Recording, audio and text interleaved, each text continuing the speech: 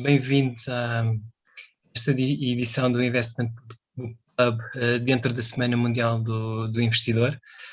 O meu nome é Pedro Barata, sou diretor executivo da CFA Society de Portugal. Antes de começarmos, gostava de agradecer à CMVM por nos ter convidado a CFA Society de Portugal a participar este ano na Semana Mundial do Investidor. E este é o terceiro evento que fazemos para a semana, terceiro e último. Vamos analisar um livro no âmbito do Investment Book Club. Quem vai fazer é o meu colega Luís Lopes Jordão. O Luís trabalha no setor financeiro já desde o século passado, portanto, desde 1900 e qualquer coisa, porque eu não sei o ano exatamente. Trabalhou na Caixa... Desculpa? 99. 99, ok. É mesmo. Acertei. Trabalhou na Caixa Gesto, foi portfólio manager do lado de ações e neste momento tem um fundo, era um fundo, esqueço-me sempre da entidade, Optimize, não é? SGF. Não, é da SGF. Desculpa. Eu vou passar ao Luís. Ok, obrigado, Pedro. Antes de mais, gostava de agradecer também à CMVM a oportunidade de fazer este evento do Investment Book Club aqui integrado na Semana do Investidor e dar os parabéns à CMVM por esta iniciativa que muito ajuda os investidores em Portugal com informação para poderem fazer melhores decisões. Nós, como o Pedro estava a dizer, integrado aqui na CFA Society Portugal, temos uma área de literacia financeira que no fundo tem tido duas atividades principais. Um é um workshop sobre como começar a investir, que temos feito mais ou menos uma vez por trimestre, muitas vezes em universidades, e fizemos então já na quarta-feira, aqui para esta Semana do Investidor. E outro é o Investment Book Club, em que também os membros desse clube leem um livro durante mais ou menos um trimestre, e depois juntam-se para discutir o livro e os temas nele abordados, também pronto, com essa tal frequência de uma vez por trimestre. Este livro, hoje, que nós vamos apresentar, foi o livro que inaugurou este clube, portanto já foi feita a edição, foi feita presencialmente, até porque na altura ainda era antes do Covid, portanto foi em 2019, fizemos em Lisboa e depois fizemos também no Porto. Agora vai ser a versão digital então desse livro também para até poder chegar eventualmente a mais pessoas através dos meios digitais. Então eu ia também, já queria agradecer a presença de todos que se estão aqui a juntar ao grupo para assistir a este evento. E queria dizer, antes de mais, que ele vai estar a ser transmitido aqui no Zoom e no YouTube, mas nós vamos ter aqui uma surpresa com um sorteio que só vai ser possível fazer para quem estiver registado no Zoom. Portanto, quem estiver a ver no YouTube e queira habilitar-se a um dos livros que vamos sortear, convém registar-se então ainda no Zoom e assistir por aqui. Também é aqui que vamos conseguir interagir convosco, portanto, tem toda a vantagem. Então, vou começar aqui com uma apresentação. Já enquadrei um bocadinho o Investment Book Club. O CFA, também para quem não conhece, é uma organização de analistas financeiros, já bastante antiga, e com um certificado que é considerado um dos melhores a nível mundial na área financeira. E a missão da CFA... Está aqui um som que não está desligado. Já agora pedia para quem não tivesse, para desligarem o som, só depois quando quiserem participar é que ligam. Portanto, para liderar os profissionais financeiros globalmente, portanto é uma organização global, através da promoção dos mais elevados padrões de educação, ética e excelência profissional para benefício de toda a sociedade. Portanto, a área financeira tem uma grande importância a nível da sociedade e do bem-estar de todos e, portanto, aqui a missão reflete esse objetivo. Nós no Investment Book Club, então, fazemos o debate dos livros de investimento e só aqui umas notas para esta sessão, e que é o típico, fazemos mais ou menos 30 minutos de apresentação e depois 30 minutos de Q&A. Estamos a gravar o evento. Esta parte do som foi a que eu falei há pouco, e depois temos a parte das questões. O ideal será levantar a mão aqui no Zoom, tem um botãozinho para levantar a mão, para colocar questões ou inputs sobre o livro. Também podem escrever no chat, será dar a prioridade, obviamente, a quem quiser falar ao vivo, mas também pode fazer questões no chat, e se puderem ligar as câmaras também é mais simpático para nós estarmos a interagir. Vamos fazer o tal sorteio dos 3 livros no final da minha apresentação e antes do Q&A. Portanto, participem e divirtam-se com este evento, e espero que acabem por, quem não conhece o livro, gostar tanto como eu deste livro e ser incentivado a lê-lo. Isto é o disclaimer aqui nem se aproxima de recomendações de investimento. Pronto, isto é completamente conteúdo educacional e até de um livro. Isto são os eventos que nós já fizemos, os vários livros, também acaba por ficar uma boa coleção para tirarem notas, se quiserem. São livros muito importantes na área financeira, de investimentos, aqui mais ligado aos investimentos e também a finanças pessoais. Também já fizemos alguns mais de finanças pessoais, e o último que fizemos antes deste foi com o Hugo Roque, também um CFA, aqui a falar sobre o livro Antifragile do Taleb. As perguntas. Temos aqui as polls. Vou lançar aqui, que é para já agora ver se aqui a audiência leu o livro Intelligent Investor. Aqui, dar aqui uns 30 segundos para responderem.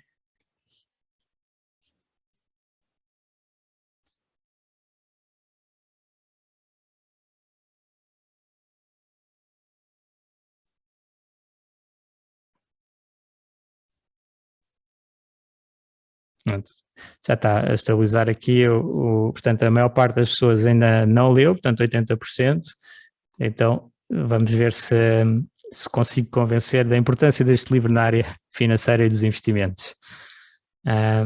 8% já leu e 13% está neste momento a ler. Eu não sei se cheguei a partilhar, ok, estou a ver os resultados, pronto, sim. E já agora, aqui se calhar, para quem leu, quantas estrelas é que atribui ao livro? Também só assim um bocadinho, são poucas pessoas que já leram.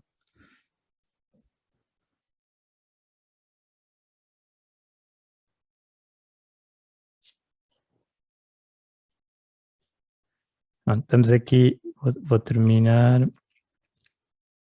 Não é uma amostra muito significativa, mas temos 4 estrelas para este livro. Eu não conseguia votar, senão eu dava um bocadinho mais. Stop share. Mas percebo. Este livro, aliás, eu pus nos comentários nas redes quando partilhei, não é para principiantes, é mais interessante para alguém que já está com algumas noções de mercado para poder evoluir um pouco.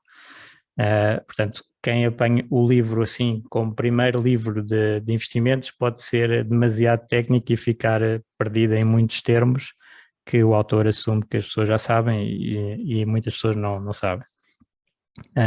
Mas para quem já tem mais experiência de mercados, então acho que consegue tirar mais valor do livro. Isto aqui é o conceito do porquê do Investment Book Club e então nós, ao apoiar-nos no conhecimento destes grandes gigantes dos investimentos e livros em geral gigantes da vida, conseguimos chegar mais longe e isso dá-nos um benefício. Portanto, nós somos altamente enviesados para gostar de livros como transmissão de conhecimento e apoiar então o nosso crescimento no base nos livros.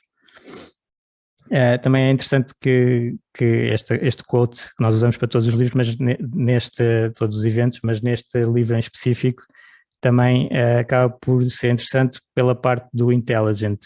Nós temos aqui um livro que se chama The Intelligent Investor e o Isaac Newton era uma das pessoas mais inteligentes que já viveu. Mas como investidor não era nada inteligente. E isso é que é aqui o conceito de o que é um investidor inteligente. O que são as características que o Benjamin Graham identifica para termos sucesso, então, nos nossos investimentos. E já vamos falar desses tópicos. Só dizer que este livro também tem o prefácio do Warren Buffett, portanto, um dos maiores investidores de todos os tempos, e o Benjamin Graham foi o mentor do Warren Buffett, foi professor e até foi empregador do Warren Buffett no início da carreira, e o Warren Buffett considera que este livro é o melhor livro sobre investimento jamais escrito. Pensou na altura, quando tinha 18 anos, 19 anos, e o leu em 1950, e ainda acha que é. E depois, outro grande vulto dos investimentos, o John Bogle, também faz até aqui o prefácio desta edição do livro, esta reedição da primeira edição, e também altamente elogioso do Benjamin Graham. E isso é um dos pontos mais interessantes, que normalmente identifica-se Benjamin Graham como o pai de Value Investing, e é também o pai de Value Investing, mas além dos ensinamentos que ele trouxe para o Warren Buffett e que faz todo o caminho como um gestor ativo, portanto um gestor que tem uma filosofia de gestão bastante ativa, ter apostas diferentes do mercado, também é uma grande inspiração para o lado da gestão passiva e o John Bogle. Portanto, quem está por trás de muito do que foi feito, tanto de um lado como do outro, dos mercados financeiros, é Benjamin Graham, que então tem um papel preponderante e é o autor deste livro, que mostra a sua filosofia. Um bocadinho sobre o autor. Ele nasceu em 1894 ainda em Londres, mas foi para os Estados Unidos logo com 1 ano. Ficou muito marcado pelo crash de 1907, com os mercados a destruir as poupanças da família. Entretanto, o pai tinha falecido, tinha um negócio, aquilo correu tudo muito mal, e depois com este crash ainda pior, o pânico de 1907. Naquela altura havia vários pânicos de bancos, crises financeiras ligadas aos bancos, e esta foi uma delas. Mesmo assim, consegue, por mérito, entrar em Colômbia e depois vai trabalhar para o Wall Street. Entra em 1919 e, portanto, apanha a subida, os loucos anos 20, com subidas fortíssimas dos mercados financeiros. Logo aos 33 anos forma uma partnership, mas lá vem a Grande Depressão, depois de 1929, e perde tudo. Naquela altura havia muito investimento feito na margem, ou seja, com alavancagem, pedir empréstimo para investir, e ele vê as consequências desses empréstimos, que causou uma destruição enorme no mercado, e a Bolsa, nessa altura, a Bolsa americana, caiu perto de 90% do máximo de 29 até ao mínimo, julgo que em 32. Entretanto, ele passa para o lado do ensino, está a trabalhar na Columbia University e publica o seu livro de ensino de mercados, digamos assim, que é o Security Analysis. É um livro muito teórico, muito para um curso universitário, e nessa altura também, ou perto dessa altura, participa na fundação da New York Society of Security Analysts, portanto, de analistas financeiros. Esta é a society que mais tarde vai dar origem ao CFA Institute, e portanto é uma pessoa também marcante no CFA Institute. Ele, nesta altura, e o grande objetivo era transformar a profissão transformar o analista financeiro numa profissão, portanto, dar o código de ética e todas as ferramentas do ensino e de preparação para os analistas conseguirem fazer melhor o seu trabalho.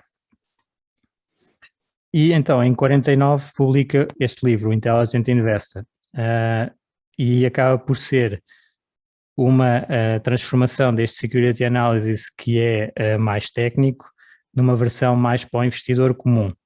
Mesmo assim, com toda aquela questão que eu estava a falar há pouco de ainda tem alguns termos bastante técnicos. Licença. Em 56, então, fecha o seu partnership, no fundo acaba de ser como se fosse um fundo, e reforma-se também da universidade. Ainda vai fazendo várias edições do Intelligent Investor, fez uma 10 anos depois da primeira e depois de 5 em 5 anos, até 73 ser a última edição, portanto a quarta edição do Intelligent Investor. E faleceu em 76, com 83 anos. O que é muito interessante nestes livros e que nós vamos lendo desde a versão de 49 à de 73 é a ligação aos tempos modernos. Às vezes nós pensamos que pode estar completamente desatualizado por ser um livro datado, com situações daquela época, mas ele próprio no livro fala em questões que estavam a acontecer naquela altura e que parecem exatamente muito parecidas com as de há 20 ou 30 anos atrás. Depois, a edição, já agora eu tenho a edição inicial, a de 49 foi a que eu li primeiro, aqui em livro, e depois tenho no Kindle a de 73, e foi agora a de 73 que eu estive a ler, a reler para este evento. E então a de 73 é feita até por o Jason Zweig, que é um jornalista que recuperou o Intelligent Investor depois da bolha de 2000, em 2003. E então essa edição, ele estava também a querer mostrar como as coisas que o Benjamin Graham falava, naquele caso na altura de 70, se estavam a repetir nas alturas de 2000. Tal como agora também se repetem nas alturas de 2020 e por aí fora, porque lá está, a história não se repete completamente, mas rima, e portanto acaba por ser parecido. Os excessos de mercado e as correções vão se repetindo. E por isso o que o investidor precisa ter é uma estrutura que o permita suportar estas oscilações de mercado e conseguir continuar a investir com qualidade, apesar de todas as loucuras que vão acontecendo nos mercados. Warren Buffett até diz no seu prefácio que, investir com sucesso não requer um QI estratosférico, nem insights incomuns, nem inside information, nem nada disso. O que é necessário é a estrutura intelectual robusta para tomar decisões e a capacidade de impedir as emoções de correr essa estrutura. E depois refere que esta estrutura do Benjamin Graham foi a que o ajudou a fazer isso, exatamente isto. O foco do Benjamin Graham, então, é muito nas emoções dos investidores, porque elas mais do que o conhecimento, vão ditar os resultados do investimento financeiro. Portanto, se as pessoas não conseguem controlar as suas emoções, muito dificilmente vão ter bons resultados do investimento, e isso foi, no fundo, o que aconteceu. Há bocado estava a referir o Isaac Newton. Ele em conhecimento poderia estar muito à frente, em inteligência muito à frente, mas foi atrás do que toda a gente estava a fazer. Ele investiu, naquela altura era na South Sea Company, e ela valorizou bastante, e ele teve lucros substanciais e vendeu, mas depois viu todos os amigos que continuaram a duplicar e a triplicar os seus investimentos, e não conseguiu resistir e entrou novamente a comprar e ainda muito mais no topo, quando era uma bolha sem qualquer suporte fundamental. E o que aconteceu? Aquilo depois rebentou e ele perdeu tudo o que tinha investido, tendo investido muito mais até do que no princípio tinha ganho. Portanto, nunca mais quis ter nada a ver com os mercados, e no fundo o histórico de performance do Isaac Newton foi muito negativo. Isto não é nada incomum, e é isso que o Benjamin Graham tenta alertar as pessoas para conseguirem comportar-se nos mercados de maneira que tenham resultados positivos e não este tipo de resultados. Então, o primeiro capítulo do livro é separar aqui o investimento da especulação. Isto é um tópico bastante importante e ele faz a definição do que é investimento e o que é especulação. E diz que uma operação de investimento é uma operação que, após análise profunda, promete segurança do capital e um retorno adequado. Operações que não cumpram estes requisitos são especulativas. E ele diz, na expansão do capítulo, que não tem, à partida, nada de mal em serem situações especulativas. Temos é que saber estar a fazer alguma especulação. Temos é que saber que estamos a fazer e não confundir isso com investimento. Claro que todo o livro é para a área de investimento, e eu próprio também gosto de investimento, mas à partida é normal haver alguma especulação no mercado. Tem é que saber com o que é que se está a fazer e separar, é um dos conselhos que ele dá, separar completamente as contas de investimento das contas de especulação. Ora, para nós fazermos esta segurança do capital, retorno adequado e análise profunda, temos que saber muito bem em que é que estamos a investir. E, portanto, já naquela altura existia muitas pessoas que achavam que estavam a investir quando estavam a especular, ou seja, não sabiam nada sobre os títulos e compravam porque alguém dizia, ou porque apareceu nas notícias, ou porque valorizou, que é uma típica razão para comprar um investimento na bolsa, é porque valorizou. E isso não garante qualquer segurança de capital, nem retorno adequado, nem foi feita essa análise. Portanto, o que no fundo as pessoas estão a fazer quando compram sem saber o que é que estão a comprar e ter uma referência de valor, é só especulação. E isso é o alerta que o Benjamin Graham lança aqui logo no início do livro, para sabermos em que é que estamos a focar. Já agora, ele, quando lança o livro em 1949, é depois da Grande Depressão, em que as ações eram consideradas apenas especulações, porque as pessoas tinham perdido muito capital na Grande Depressão e, como ele diz com alguma graça, era quando as ações estavam a valorizar, eram consideradas investimento. Quando estavam a desvalorizar, eram só especulação. E naquela altura vinhamos de uma situação de queda e, portanto, as ações eram mal vistas e só era considerado um investimento razoável obrigações. E foi um bocadinho o Ben Graham e outros na altura a mostrar como se pode fazer análise de ações para ver com essa análise existe um fundo de retorno, de valor, que então transforme o que as pessoas consideram especulação em investimento. Portanto, fez a maneira de conseguir avaliar uma ação e este conceito de valor pelo qual ele é muito conhecido. Depois é interessante, agora até para os tempos atuais, e por isso eu trouxe este capítulo, a inflação e a história são dois capítulos que ele põe de seguida, e no fundo é um dos erros que aparece no livro, erros de análise do Benjamin Graham, estávamos nesta edição então, a última que foi a que eu reli, estamos em 1971, 72, quando ele está a escrever o livro, e depois ele é lançado em 73.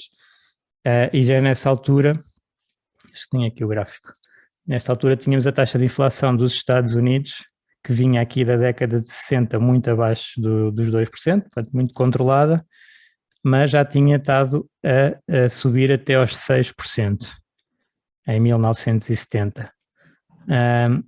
E é nesta altura que ele está a escrever o livro, e ele considera que a taxa está alta, mas que estão a ser colocadas em prática políticas que vão conseguir controlar a inflação.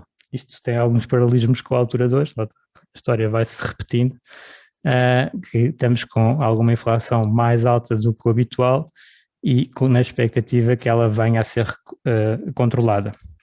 Neste momento já temos a história do que aconteceu nesta altura e, portanto, à partida vamos estar com mais cuidado do que se calhar nesta altura se teve, mas o que é certo é que a juntar à inflação que estava a crescer no final dos anos 60, vieram as crises petrolíferas dos anos 70 e descontrolou completamente a inflação.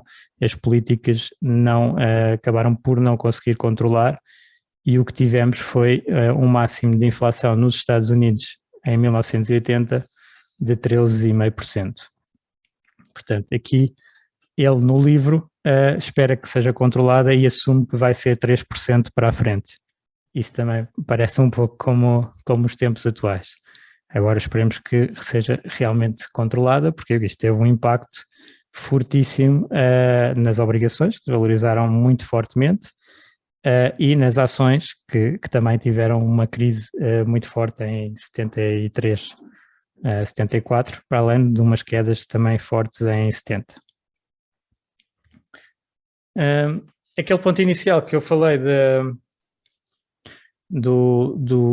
da influência que ele teve tanto no John Bogle e na gestão passiva como no Warren Buffett e gestão ativa, é porque ele divide o investidor, e tem vários capítulos sobre isto, entre duas hipóteses. Nós podemos ser um investidor defensivo ou um investidor enterprising ou dinâmico ou empreendedor. Ao contrário do que habitualmente é falado nos textos tradicionais, em vez de olharmos para termos maior rentabilidade porque estamos a assumir mais risco, o que ele identificava como uma maneira de aumentar o nosso retorno era estar dependente do esforço que o investidor está disposto a fazer e que quanto tempo é que no fundo se dedica a esta causa para saber melhor saber mais sobre as empresas, saber mais sobre investimentos e então conseguir retornos mais altos. Portanto, um bocadinho mais desligado do risco-retorno, mas do esforço-retorno. E aí, quem tem o menor esforço, digamos assim, seria o investidor defensivo, teria o retorno mínimo, e o investidor empreendedor poderia ter um pouco mais. Vamos ver que ele também mostra a dificuldade disso. Mas começando no investidor defensivo, o que é que ele recomenda para um investidor defensivo? Só ter obrigações do governo, na altura era o que estava melhor, obrigações do governo e uma lista diversificada de ações líderes. E que o preço dessas ações não tivesse demasiado alto de acordo com padrões históricos. Portanto, era as duas classes de ativos principais, divisão, uma parte em obrigações, uma parte em ações de empresas muito sólidas. E até colocou aqui umas percentagens para dar o intervalo em que ele considerava que o investimento deveria estar. Nunca menos que 25% em ações, mesmo que as obrigações estivessem a pagar taxas muito melhores, como por exemplo nesta altura, no início dos anos de 70, nós tínhamos as obrigações a pagar perto de 8%, portanto não tem nada a ver com o atual, e ele dizia, ok, as obrigações estão com taxas muito altas, as ações, os múltiplos estavam comprimidos e o múltiplo das ações era mais ou menos 13 vezes, a rentabilidade implícita das ações estava muito próxima das obrigações, sendo as obrigações com menos risco, não se justificaria tanto ter tantas ações. Mas mesmo assim, ele recomendava 25% no mínimo em ações. Noutras alturas em que as ações estavam com grandes valorizações, ele também não considerava ótimo ter 100% em ações, mas sim diversificar um pouco e limitar então a parte das ações a 75%. Aquele critério das ações líderes, ele também dá umas estratégias, e ele gostava muito de fazer, ele no fundo era quase como um primeiro quant, fazer investimento sistemático e conseguir olhar para as estatísticas do mercado e tirar grupos de empresas. Então, quais eram os critérios que ele usava para as empresas líderes, ou esse portfólio para o investidor defensivo? Ter 10 a 30 empresas, muito grandes, proeminentes e com balanços muito sólidos, portanto, com uma estrutura financeira muito sólida, com resultados positivos, consistentemente, pagar dividendos. Ele tinha um grande foco também nos dividendos, nesta altura havia um foco significativo nos dividendos, pagamento continuado de dividendos e depois não serem muito caras, portanto, limite ao lucro, ao múltiplo de lucros que elas tinham na altura. Portanto, selecionar as empresas com base nisto e que ele, para o investidor defensivo, quase que diz e sugere ter as empresas todas do Dow Jones, que são aquelas 30 empresas muito conhecidas, muito blue chips, ter essas empresas. Claro que atualizando esse conselho para os tempos atuais, porque já agora a referência aqui é que estamos em 1973, o primeiro fundo índice aparece em 1975. Ele, no fundo, está a dizer para se fazer que chamamos direct indexing, que é a pessoa comprar mesmo todos os títulos e ter tudo na sua carteira, mas atualmente temos maneiras mais fáceis, que são os fundos índice ou ETFs, em que se compra esse instrumento e estamos a replicar o índice. Portanto, ainda não existia.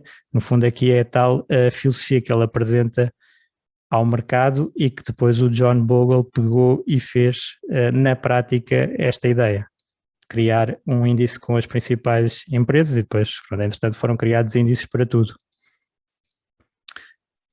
Depois, da parte do investidor mais empreendedor, o que é que ele recomenda? É que o investimento seja mais olhar para as ações como um negócio. Na altura, o mercado também era muito feito de análises técnicas, de pensar que os títulos são papéis que são trocados e que têm e os gráficos e ele traz o investimento para olhar para as contas da empresa e ver se o negócio está realmente a ter um rendimento interessante e depois avaliar se o preço que cota no mercado faz sentido ou não. Portanto, olhar para as ações como negócios que estão por trás, para os negócios que estão por trás.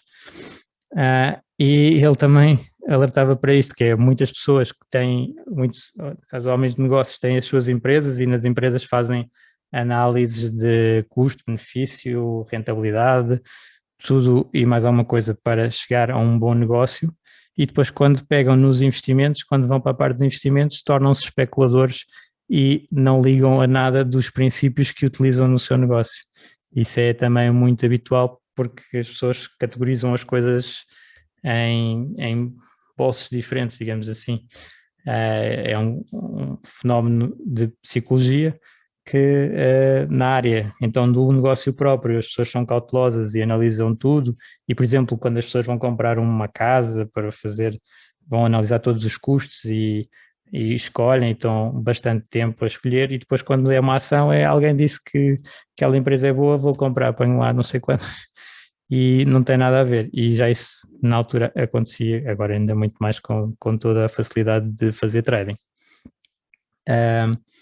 Depois, aqui algumas áreas que ele identifica como possíveis para o tal investidor ativo ou empreendedor atuar e seria de comprar em mercados que estão em queda ou baixos e vender nos altos, portanto aqui aparece um bocadinho market timing, ele depois diferencia claramente entre o market timing que é de estarmos a ter quedas ou subidas, que é o que tipicamente as pessoas, ou expectativas que vai subir e que vai fazer o trading dessa maneira, ou o valuation timing, que é estar barato ou estar caro, portanto analisar para os mercados e se está caro demais, eventualmente sair, se está barato demais, entrar. Isto acaba por ser, por exemplo, o que o Warren Buffett acabou por fazer. Normalmente as pessoas não identificam isso, mas o Warren Buffett saiu completamente dos mercados em final da década de 60 porque achou que estava caro. Foi market timing. Não é bem market timing, mas é certo que ele saiu do mercado, desfez a partnership e ficou só com a Berkshire na altura. Ou quando foi em 2000 também, ele estava com uma grande posição de liquidez, porque não havia preços aceitáveis, portanto, fazer um pouco isto. Depois outra área que ele considera muito difícil, que é ações de crescimento bem escolhidas, e aqui ele alerta para o facto que é muito difícil, é quase impossível prever o futuro, e portanto normalmente essas empresas de crescimento têm nos seus números já expectativas muito altas e tendem a não conseguir cumprir, e portanto é difícil atuar nessa área. Já sabemos que nos últimos anos por acaso tem sido a área que tem crescido mais, mas já houve alturas em que foi um bocadinho ao contrário, e qual é que era a melhor área? Era a número 3 aqui, que é comprar pechinchas, né? É o que ele é conhecido, value investing.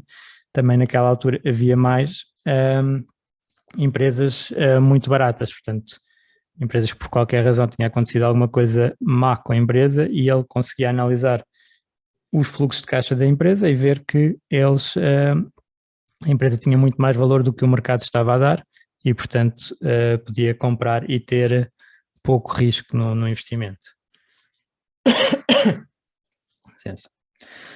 E depois a parte de situações especiais, portanto aqui são fusões e falências, convertíveis, etc. Situações que o investidor empreendedor vai estudar a fundo e ver arbitragens que possa usufruir delas e ter assim um bocadinho uns melhores resultados no mercado.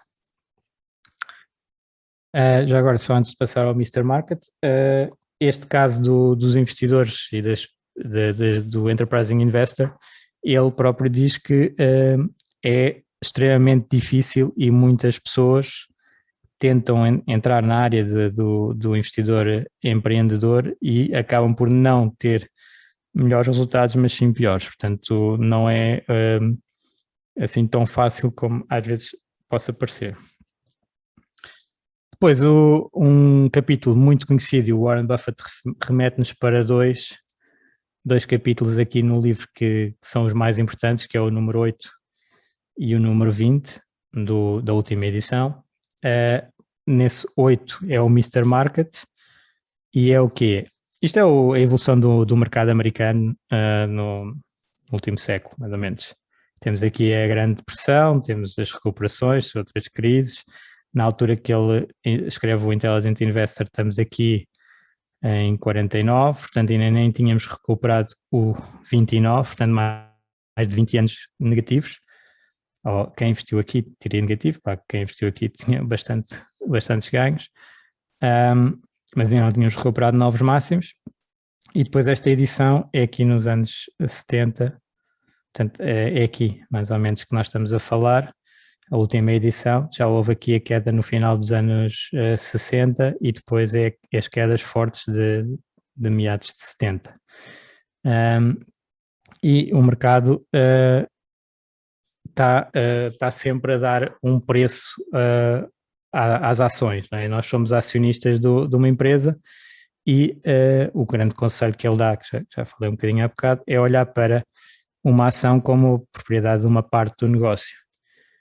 E então ele inventa a personagem do Mr. Market para mostrar como algo que devia ser um fator positivo para o investidor, que é ter liquidez diária, não é? Nós, quando estamos no mercado acionista e temos uma parte do negócio e vai aparecendo um preço todos os dias, quer dizer que nós todos os dias podemos decidir desfazer-nos desse negócio ou até comprar mais desse negócio.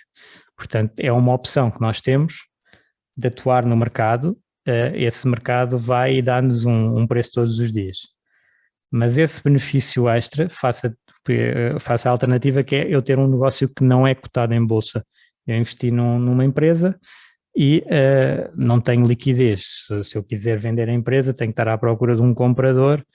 É muito mais difícil do que de um negócio cotado.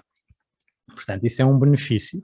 Só que depois o que os investidores transformam é isso num prejuízo para si próprios, tipicamente em agregado, que é reagir aos preços que o mercado está a dar como se eles fossem a verdade absoluta.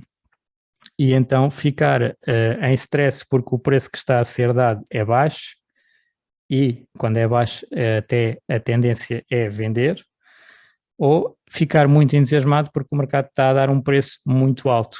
E se calhar quando está a dar o preço muito alto e que nem é muito racional, o que as pessoas tendem a fazer é comprar.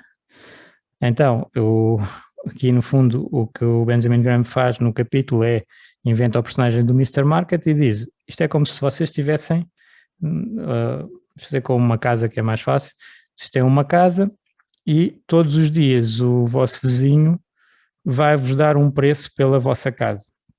Alguém ia vender a casa só porque o vizinho estava a dar um preço tipo 20% ou 30% abaixo do que vocês compraram, por exemplo? Não, provavelmente iam ignorar, não precisam de vender a casa, fizeram o estudo quando compraram a casa e querem continuar com esse negócio. Ou quando o vizinho vai também, vai todos os dias e às vezes está deprimido, então dá um preço muito baixo, e às vezes está super entusiasmado, dá um preço muito alto. Aí, à partida, tem a opção de lhe dizer, ok, então vamos vender.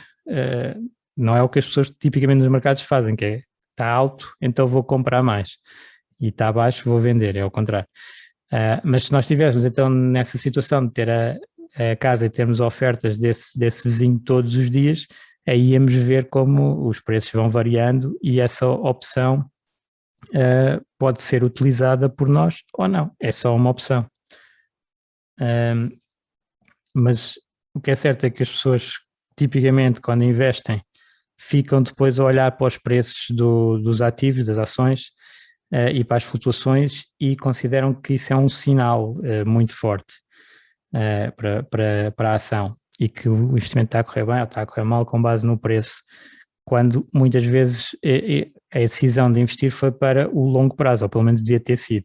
Portanto, a ideia principal que ele dá aqui é nós devemos ignorar o Mr. Market e no máximo tirar vantagem do Mr. Market, ou seja, quando ele está a dar preços muito baixos, comprar, está em saldos, quando está a dar preços muito altos, eventualmente vender.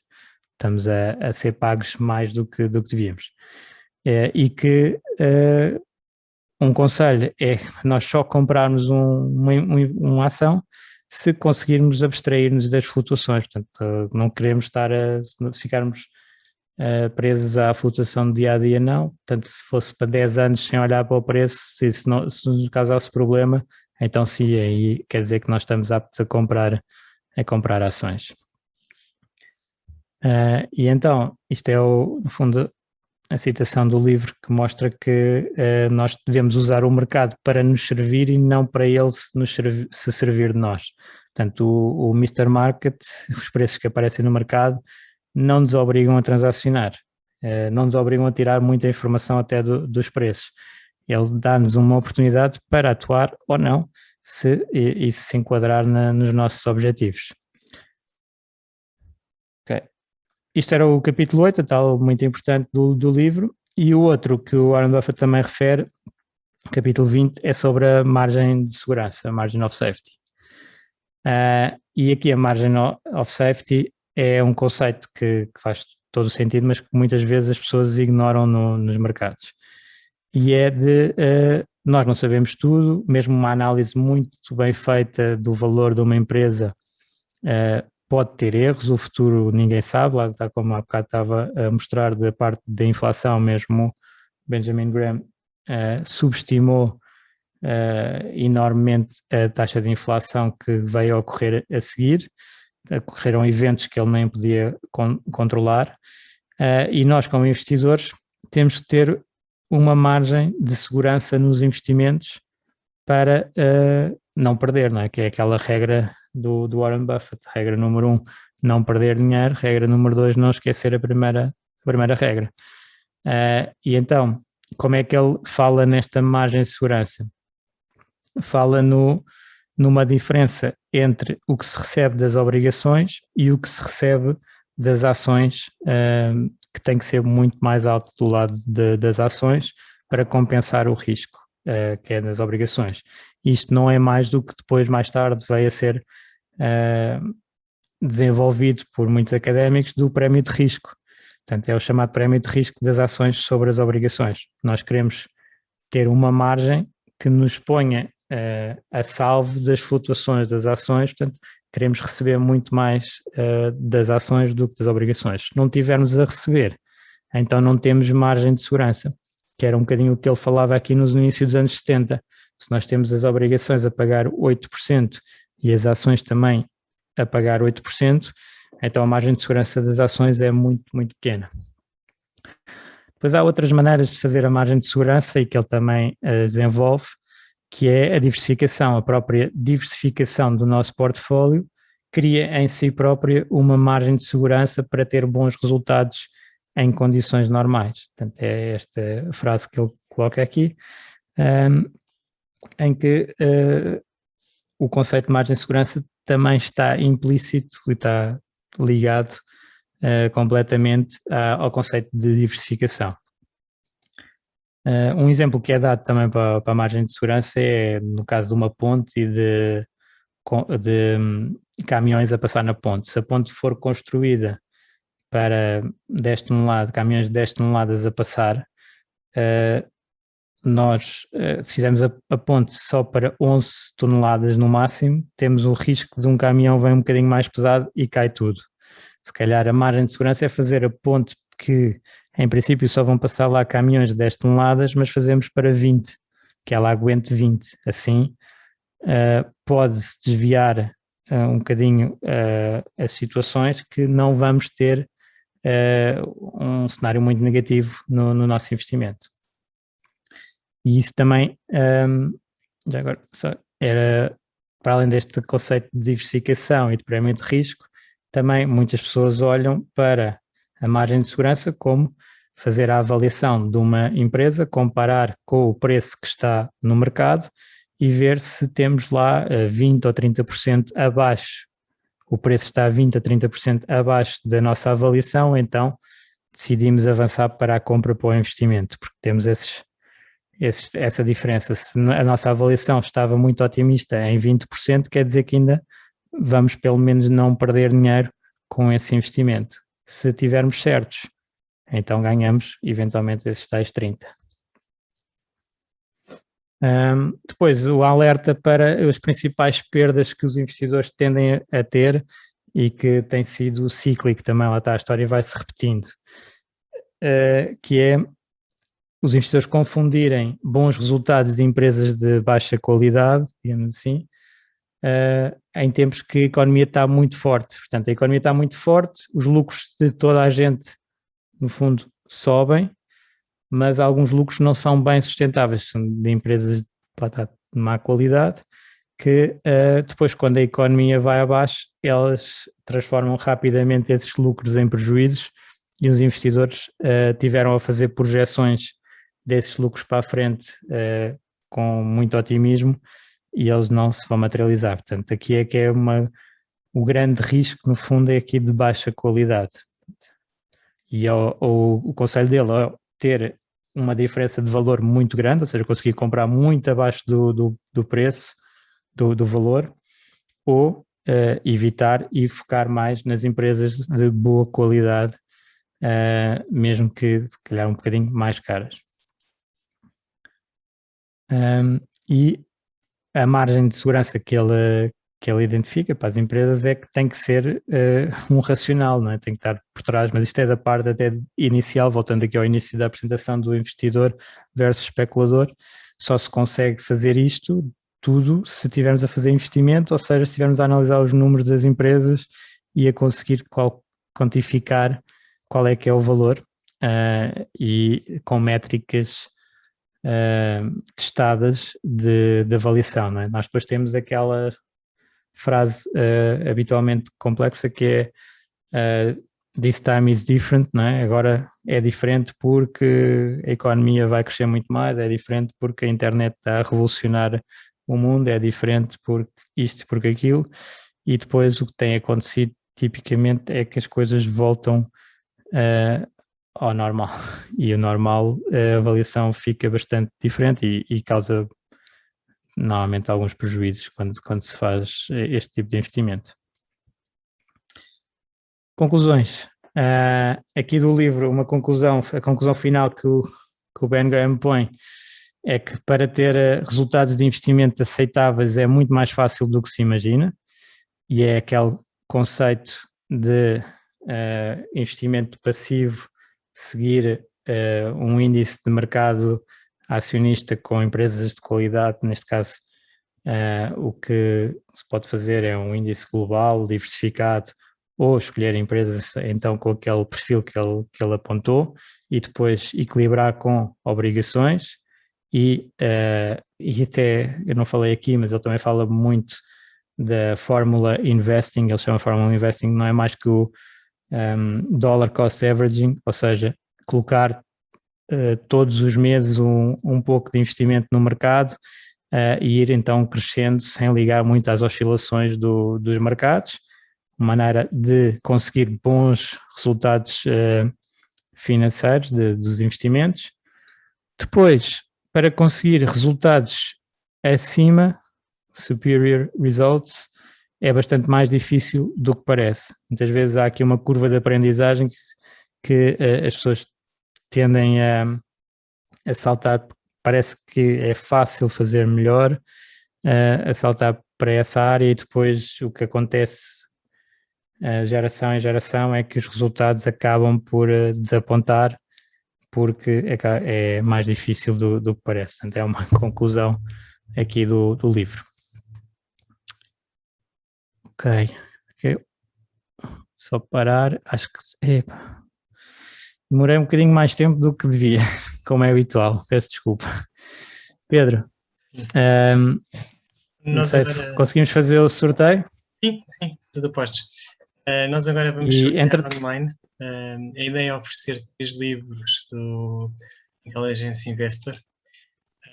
Eu baseei-me, tanto para fazer o sorteio, fomos pescar, vou procurar aqui, share.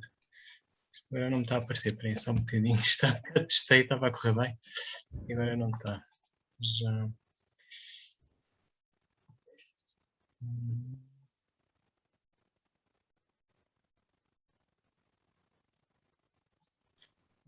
Estás aqui.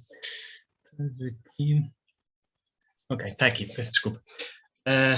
Se conseguem ver, eu fui buscar a lista das pessoas que estavam registadas para este evento. Estamos a ver. Às 6h15.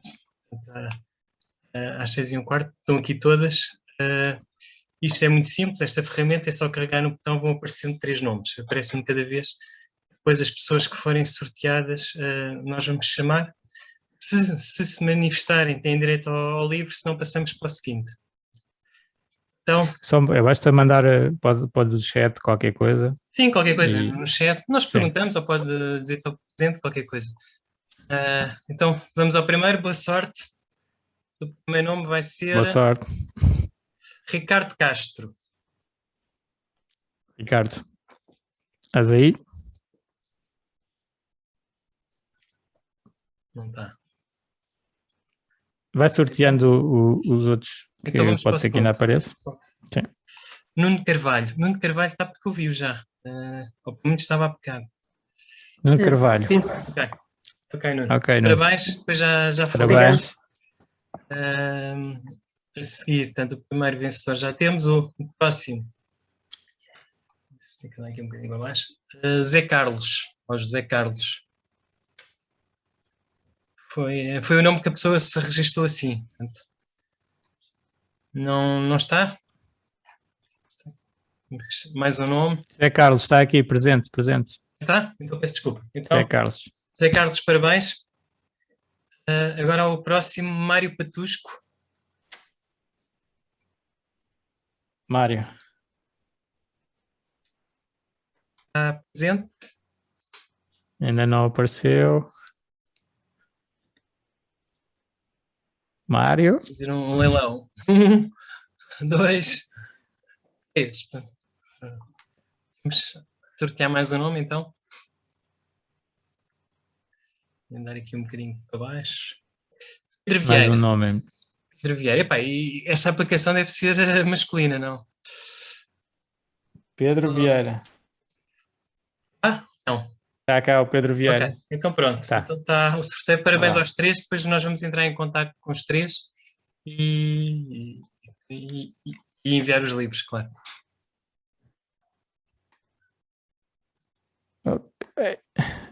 Temos aqui algumas perguntas. Não sei se alguém quer participar ao vivo, aqui, a dizer alguma coisa sobre o livro, o que é que achou do livro, ou destes tópicos que eu fui falando.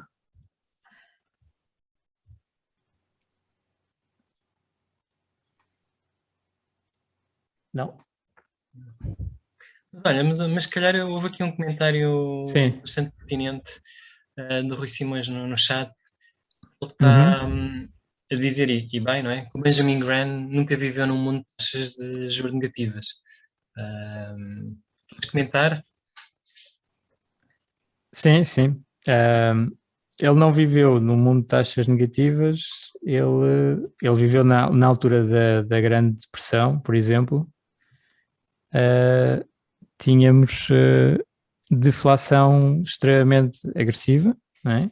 Portanto, passou por essa situação que nós, felizmente, não vimos em grande medida, senão da parte da crise financeira,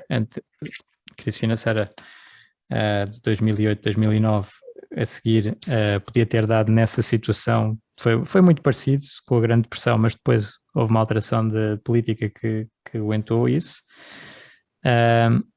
Mas teve também numa altura de inflação muito, muito baixa, que foi parecida com a que tivemos nos últimos anos.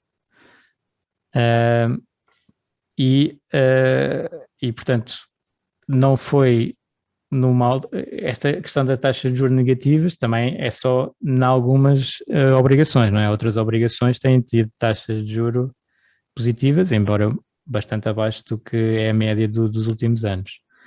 Portanto, há sempre a relação entre, como ele fala na margin of safety, entre a yield, a taxa das obrigações e a taxa das ações. Portanto, se calhar naquela altura também as ações tinham múltiplos completamente diferentes de agora. Por exemplo, ele compara, faz um bocadinho a análise com a yield invertida para o múltiplo. Ok? E então, as ações estavam com uma rentabilidade, olhando para os lucros, de cerca de 7, 8%, tal como estavam as obrigações. Isso dava um múltiplo de 13 vezes. E ele dizia que, basicamente, isso era o máximo que estava disposto a pagar pelas ações, 13 vezes o múltiplo. Agora, com as obrigações, e nessa altura as obrigações eram 8%, agora as obrigações são 1,8%, essas que estão a 8%, estavam a 8%, agora estão a 1,8%, que são as obrigações de empresas, as corporates tradicionais, não tão negativas, estão a 1,8%. E o que é que isso implica em termos de múltiplo para as ações? Implica, nesse racional, 50 vezes. Portanto, há sempre aqui uma relação entre estas duas áreas, e o que ele indica é que nós devemos diversificar entre as duas, para não termos tanta exposição, tanto risco, tanta falta de margin of safety, ficando só exposto a uma. Porque depois, se ficarmos só exposto a uma, ele, por exemplo, na altura não estava à espera daquela inflação a subir de maneira muito descontrolada como aconteceu, mas se ele não tivesse este controle, tinha tido 100% em obrigações. Basicamente, as obrigações estavam com uma taxa que não compensava estar em ações para o risco. Mas depois o que aconteceu foi que a inflação subiu e as obrigações ainda desvalorizaram também bastante. Portanto, ele acabou por ganhar, ou quem seguisse esta estratégia, por estar mais equilibrado do que totalmente num dos lados do espectro. Um bocadinho essa é a ideia que eu gostava de passar. Não sei se há aqui mais. O Benjamin também não viveu num mundo globalizado. Ele, por acaso, a primeira grande época de globalização foi a do início do século, que ele ainda apanhou, e que depois acabou por se fechar o mundo com a Primeira Guerra Mundial e depois com a Segunda. Portanto, também tinha esse impacto. Na altura era uma época que era considerada de globalização, quando apareceram os anos 20, e que foi essa grande euforia que depois acabou por reverter. Se bem que já agora eu acrescento, se bem que se calhar estavam-se a referir mais à internet, aos computadores, porque o que eu acho espantoso neste livro como nos outros que ele escreveu, o Security Analysis, estamos a falar num contexto em que não havia internet, não havia computadores, portanto os cálculos eram todos feitos à mão, as empresas se calhar nem eram auditadas, portanto, a informação de balanços e demonstrações de resultados provavelmente nem era uniforme. Portanto, é uma coisa que nós agora no dia a dia é impensável. E ter esta capacidade toda e identificar isto tudo acho extraordinário, não é? É que nós agora, principalmente para quem trabalha no setor, é algo como adquirido, mas que na altura não existia, não é? Sim, sim, ele foi dos primeiros a olhar para... Havia os livros que ele refere, os livros da Moody's e da S&P, com as estatísticas de todas as empresas do mercado americano, e que depois eles iam olhar para esses números a tentar pescar ações muito baratas para investir, e portanto era esse trabalho que agora está num terminal de um serviço de informações, conseguimos rapidamente filtrar e na internet saber quais é que são as empresas com os múltiplos mais altos, mais baixos, etc. Portanto, naquela altura, uma das vantagens que ele teria, e quem fizesse investimentos desta maneira, era o tratamento da informação e o acesso à informação, que agora está disponível para todos. Portanto, a competição acaba por ser mais feroz. Agora, também esta globalização, esta disponibilidade de curto prazo de informação faz com que muitas pessoas errem mais do que se calhar naquela altura também, porque se a informação e o ruído faz os investidores errar, essa disponibilização de informação com maior frequência e mais simples para os investidores, então mais facilmente eles erram. E é isso que é um grande perigo até da disponibilização de serviços muito fáceis de transacionar, por exemplo, que ele também no livro foca, ele no fundo está assustado e a dizer que as pessoas estão a transacionar demais e nem imagina a situação atual, não é?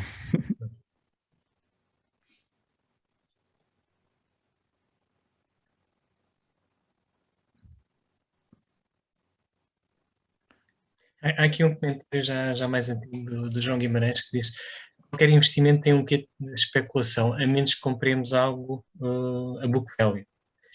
E mesmo assim os obrigacionistas receberiam primeiro os acionistas, gerando aqui alguma incerteza na recuperação da totalidade do capital.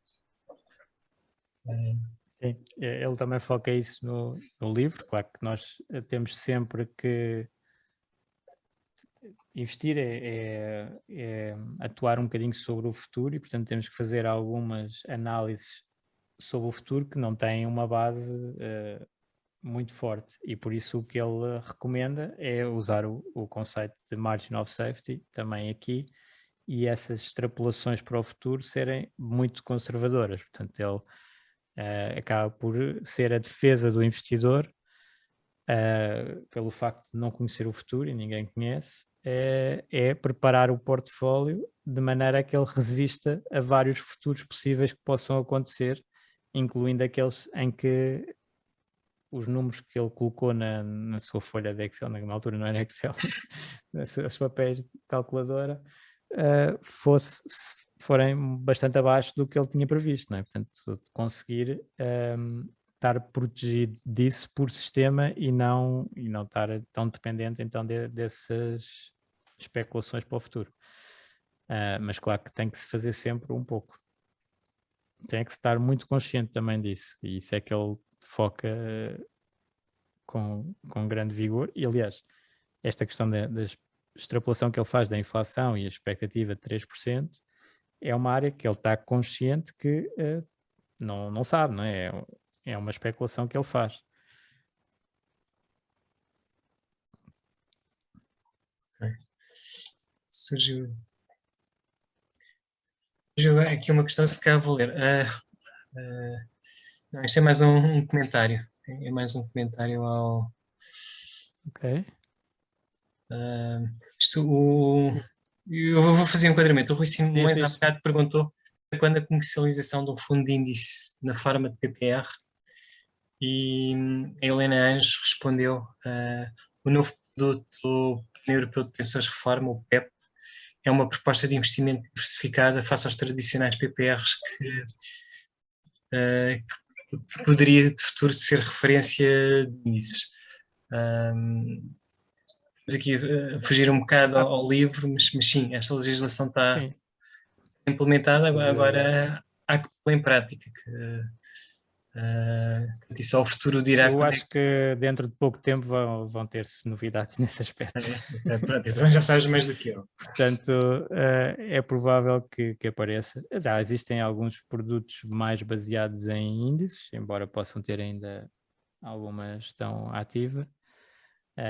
Acho que, como eu já tenho dito em alguns fóruns, pronto, mais ligados a estes PPRs, e repito aqui sem problema nenhum, à partida os custos vão desiludir as pessoas que estão mais em gestão passiva, porque há muitos custos para ter estes fundos e obrigações de conhecer os investidores e tratamento dos investidores, e portanto não é igual a ter um fundo índice com 4 bilhões e que está cotado em bolsa e que não sabe quem é que são os investidores. Portanto, é um produto diferente. E não tem, esses produtos não têm o benefício fiscal, portanto não têm que ter interação com as autoridades fiscais, não têm o mesmo nível de custo. E a maior parte dos custos, ou muito parte dos custos, embora sejam chamados de gestão, não são de gestão nos fundos, são de comercialização, são de administração, são legais, são compliance, são de muitas coisas para além da gestão. E, portanto, não... À partida vamos ter novidades aí. Provavelmente esse produto pan-europeu a vir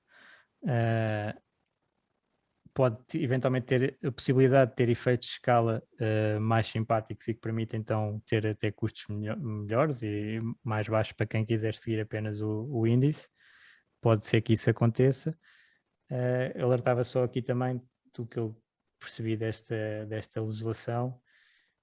O PEP não é um novo PPR, como é costume dito, não é um PPR europeu, como é habitualmente dito, é mais um fundo de pensões europeu. E o fundo de pensões europeu é aquele que não se pode resgatar até à reforma. E, portanto, não é como o PPR que atualmente as pessoas em muitas situações, não usufruindo do benefício fiscal, por exemplo, podem resgatar quando entenderem e com benefícios fiscais na mesma. Portanto, à partida, o PEP é o Fundo de Pensões Europeu e não o PPR europeu. Okay. Temos aqui uma participação da Ana. É Frasquito, se quiser intervir. Quero, muito rapidamente.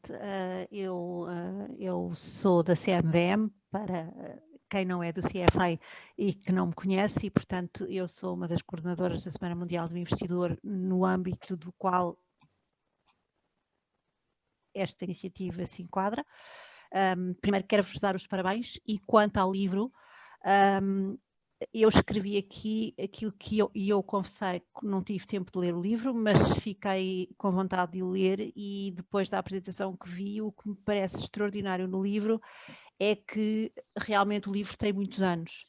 E apesar desses muitos anos, e apesar daquilo que foi dito das mudanças, da globalização, da digitalização, das redes sociais, das bolhas, das taxas negativas, a base do livro, o core, parece-me permanecer absolutamente atual, o que não deixa de ser extraordinário. Como é que alguém, há tantos anos atrás, escreve uma coisa que se pode usar como uma ferramenta? Eu vi ali claramente coisas que se podiam usar nos dias de hoje. A outra coisa que eu queria dizer é, falando no PEP, no âmbito da semana que vai decorrer até dia 12, há uma sessão que vos convido todos a participar, porque é online, e podem se registrar que vai ser dinamizada pela Autoridade de Supervisão de Seguros e Fundos de Pensões, que será no dia 11 ou 12, eu peço desculpa, elas são tantas, eu não consigo, mas nós temos um site que é www.SMI, portanto, Semana Mundial do Investidor, smiportugal.pt, onde tem todos os eventos, informação sobre todos os participantes e onde se podem registar e ter acesso ao canal YouTube e ver o que quiserem ver, e nomeadamente eu penso que esta discussão sobre o PEP deverá ser interessante, dado que as questões associadas a como é que vamos, quer dizer, como é que vai ser a nossa vida quando acabarmos a nossa vida útil, como é que vamos viver o estado da segurança social, as muitas discussões à volta disso. Enfim, eu não posso falar,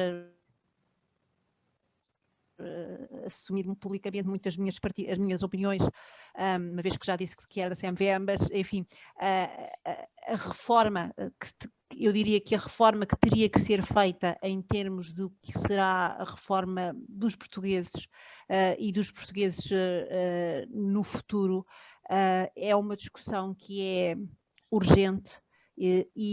Portanto, convido-vos a ver, eventualmente pode ser que seja alguma coisa que se possa aproveitar. Aproveito, como dizia, para me despedir, tenho que ir fazer a reunião de fecho desta parte da semana e agradecer e dar os parabéns por este evento. Obrigado. Já agora eu aproveito, Obrigado, o evento dos PEPs é na terça-feira, dia 14, às 2h30 da tarde. É importante mencionar que às vezes estão a decorrer eventos todos os dias e obviamente as pessoas têm que trabalhar, não é? Ou estudar, ou que estar nas aulas, ou as coisas mais variadas. O canal, a grande diferença este ano é que a CMVM, ao ter criado o site permanecerá para sempre e todas as atividades ficam gravadas. Portanto, vamos imaginar que vocês às 2h30 da tarde as pessoas estão a trabalhar, ou estão a estudar, ou estão numa aula, ou não lhes dá jeito. Podem sempre ver mais tarde. Ele fica lá e portanto eu acho que isso é uma vantagem, mas convido-vos a ver. Eu vou tentar ver de certeza porque tenho muitas perguntas e tenho muitas dúvidas sobre o dito. Muito obrigada a todos e muito bom fim de semana. Obrigado, Ana. Obrigado, Ana. Adeus. Nós agora temos aqui uma questão que está a fugir ao livro e que também acho que não vale a pena responder muito, tem a ver com o orçamento de 2022. Genericamente, quer dizer, tudo o que seja penalizar a poupança é mau, tudo é mau para o país, é mau para a população, portanto acho que não vale a pena fazer mais comentários, mas também ainda não sabemos o que é que vai ser no orçamento, não é? Fala-se muito, mas há coisas que aparentemente assustam, mas também temos que aguardar e ver a conclusão final. Sim, eu também concordo com o Pedro nesse aspecto. Nós ainda não sabemos, podemos também, se calhar, até para a discussão, antes que seja um facto consumado, não é? De uma proposta, se calhar, dar as opiniões e realmente o sentido que esta proposta de englobamento vai, na minha opinião, é prejudicial para o crescimento do país. Pronto, basicamente é isso que nós queremos todos, é crescer e quando se penaliza o investimento, à partida está-se a penalizar o crescimento. E Portugal, ao contrário do que muitas vezes é apresentado nas notícias e nas tabelas, a tributação do capital em Portugal é bastante mais alta do que na generalidade dos países que são nossos concorrentes em termos de atração de capital. Portanto, seria algo problemático o englobamento a transformar essa tributação ainda mais alta. Mas pronto, seria essa a opinião. Sim. A Helena Santos queria falar, não sei se ainda quer. Posso falar, sim. Obrigada pela oportunidade.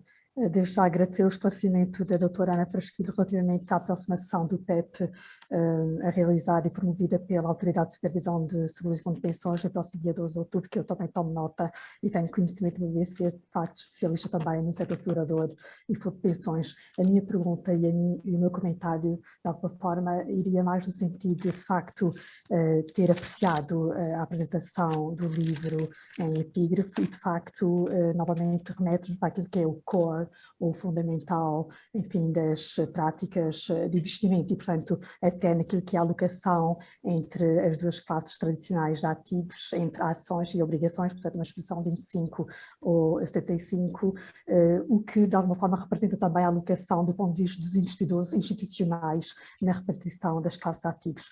Aqui, realmente, o PEP e a questão foi colocada e um pouco ali, de alguma forma, relacionada com a observação do Rui Simões, seria até que ponto é que, de facto, a introdução deste PEP, eu penso que o objetivo também será esse, será de dinamizar os mercados de capitais, apelando também ao investimento dos privados, nomeadamente investidores e população no ativo, no sentido de fomentar aqui o investimento naquilo que seria uma solução de poupança reforma, sem entrar em consideração com as questões do ponto de vista do sistema de segurança social, mas de facto, ao dinamizar a Bolsa, ao dinamizar o mercado único de capitais, poderia de facto evoluir para uma referência do ponto de vista de um índice PPR, que é de facto a pergunta que o Luís Simões teria colocado, e aí gostaria de facto de ouvir a vossa opinião, nomeadamente Luís, uma vez que é o especialista e o apresentador do livro da sessão. Obrigada. Obrigado, Helena. Eu acho que nós na Europa temos estado a ficar bastante para trás face aos Estados Unidos por não termos um mercado único de capitais. Isso, sem dúvida, e esta fragmentação europeia, normalmente os países mais pequenos querem manter um bocadinho os centros de decisão e as suas especificidades para manter algum controle de mercado, mas isso acaba de ser ilusório e provavelmente um país pequeno que atue bem sobre uma área possa crescer usando um mercado europeu agregado e não ter medo desse mercado de dimensão europeia. Portanto, o que é que acontecia aqui nos PEPs e o que se perspectiva é que qualquer fundo criado em qualquer país possa ser comercializado noutro país qualquer, pronto, da União Europeia. E isso, quer dizer, para os portugueses, um gestor português que considere que pode dar bons resultados a nível de comparar-se com qualquer outro gestor, não há nenhuma razão para ter resultados inferiores, quer dizer que fica com um mercado incomparavelmente maior para competir e eventualmente ter muito melhores resultados. Também, claro, que tem que aceitar que todos os outros gestores de outros países, com outra escala, venham para este mercado apresentar os seus serviços, mas isso faz parte das regras do jogo, acontece em N serviços da União Europeia, faz parte do core da União Europeia esse aspecto, e na área financeira já muito devia ser igual, na minha opinião, pronto, que é tal uma concorrência sã entre os vários países, usando a escala. Neste momento, o que é que está a acontecer? Os Estados Unidos têm essa escala e acabamos por ter, por exemplo, empresas europeias a irem cotar-se nos Estados Unidos, a dinamizar mais esse mercado. Casos, sei lá, de Spotify, por exemplo, é bastante conhecido, e outros que vão para os Estados Unidos porque esse mercado de capitais está muito mais desenvolvido, e na Europa continuamos com uma grande fragmentação. O PEP vai ajudar, em princípio, a uniformizar isso e criar então uma base de investimento, porque a União Europeia até em termos agregados é maior do que os Estados Unidos e, portanto, se estivermos todos juntos, mesmo, acho que agora não sei, com o UK fora, já não sei se mesmo em termos agregados, mas acho que sim, temos mais habitantes e provavelmente mais PIB que os Estados Unidos. Bem.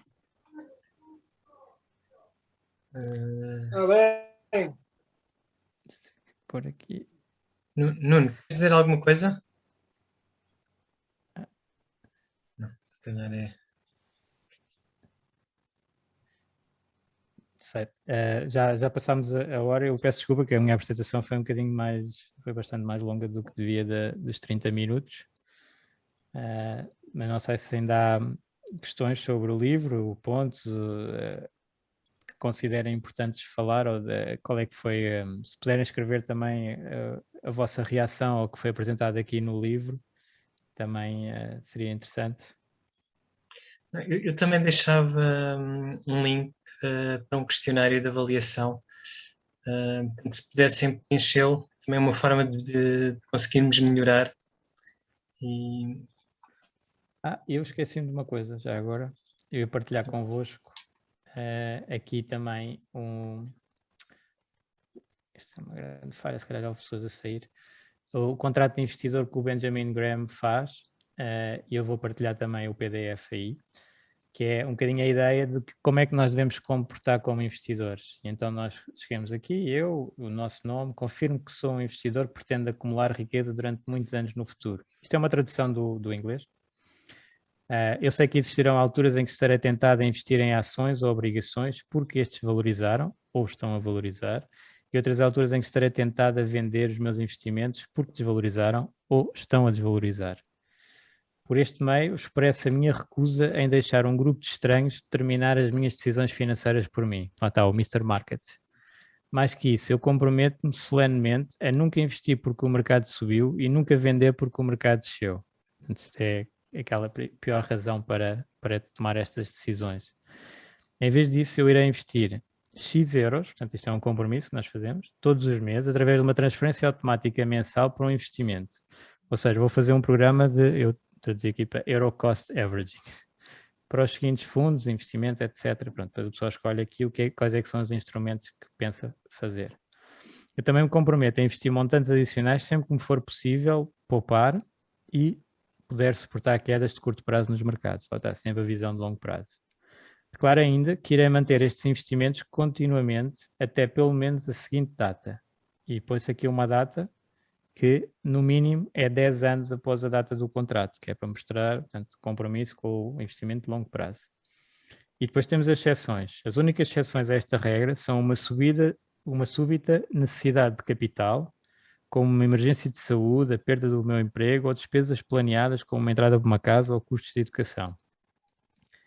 Ao assinar este contrato, eu estou a afirmar a minha intenção clara de não só cumprir os termos nele expressos, como de reler o documento sempre que estiver tentado a vender qualquer dos meus investimentos.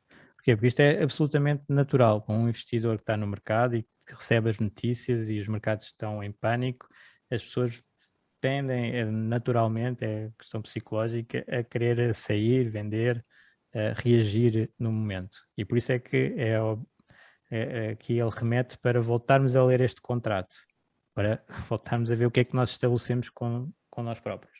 E depois ainda tem um vinco de força, que é: o contrato é válido apenas quando assinado também por pelo menos uma testemunha e deve ser guardado num local seguro e acessível para consulta futura. Portanto, isto é o compromisso, não só connosco, mas com outra pessoa, para ser o nosso accountability partner, portanto, é uma pessoa que vai verificar que estamos a fazer o correto ou aquilo que nós dissemos que ia ser o correto para o futuro. Este é um contrato que eu gosto muito, pronto, que exprime aqui a filosofia do Benjamin Graham, e acho que pode ajudar imensos investidores a terem um bom comportamento no mercado. Eu vou partilhar aqui no chat. Não, share.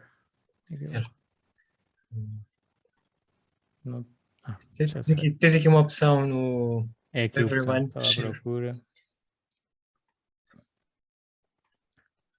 Isto faz parte do livro e está aqui a tradução. Receberam? Sim. De qualquer das formas, nós depois vamos enviar um e-mail a todos os participantes e fazemos chegar também este PDF. Ok, ótimo. Então, olha, espero que tenha sido útil para todos, espero que tenham gostado daqui da apresentação e do livro. Quem recebeu o livro, parabéns, agora é lê-lo e depois agir sobre o conhecimento. Só o conhecimento em si não serve, não é? E as outras pessoas, se ficaram interessadas, também vão espreitando o livro, porque pronto, pode ser um livro que não é exatamente para iniciar, se calhar para iniciar até quem está a ver mais investimentos, às vezes mais mentalidade do pai rico, pai pobre, os segredos da mente milionária, esse tipo de livros, mas depois quando se quer dar um passo assim mais de compromisso com os mercados e eventualmente para a parte de gestão ativa, então completamente este livro é fundamental, na minha opinião. Obrigado a todos. E com isto terminamos. Muito obrigado e um bom fim de semana.